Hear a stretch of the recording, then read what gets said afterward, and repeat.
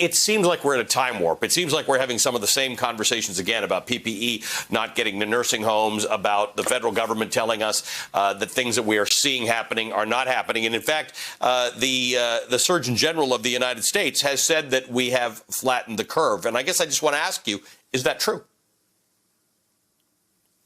Ali, always good to see you. And point blank, no, it's not true. And it's at this point, there's a few tools we have in our toolkit to deal with a public health crisis. And one of those, the most powerful, is messaging and consistent messaging from the top.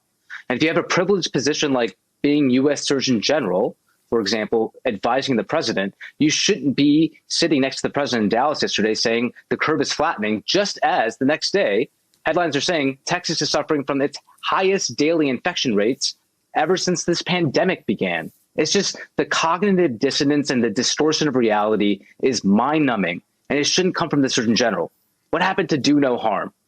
So it's irresponsible. It angers a lot of us in public health that are on the front lines, on the inpatient wards, because we don't expect that from him. We expect him to tell the truth.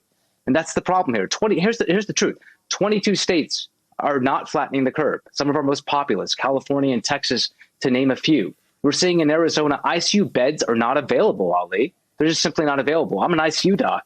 That's a nightmare scenario.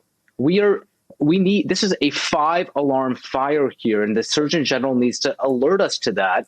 And that's why this is such a problem.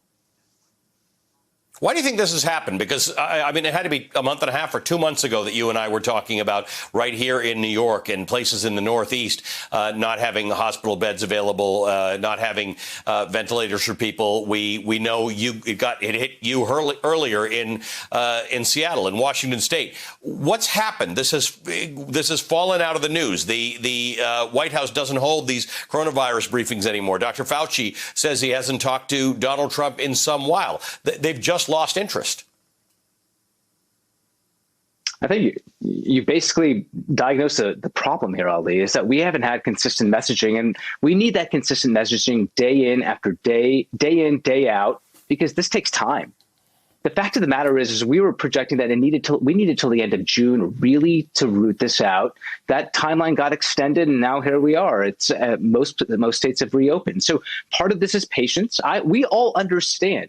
There's nobody here in the world. There's the people that want normalcy are public health officials more than anything. I can tell you that, because what we worry about is if we open up too soon, if we open up in the wrong way, we're going to have a much stricter lockdown. We're going to have a lot worse outcomes when it comes to health, disease morbidity and mortality. Things are going to look a lot worse if we don't do it right the first time around. That's what we're seeing now. So there's the collective lack of patience as exacerbated by poor messaging at the top. So that's why this is happening. We just don't have the patience and the leadership to keep us on track.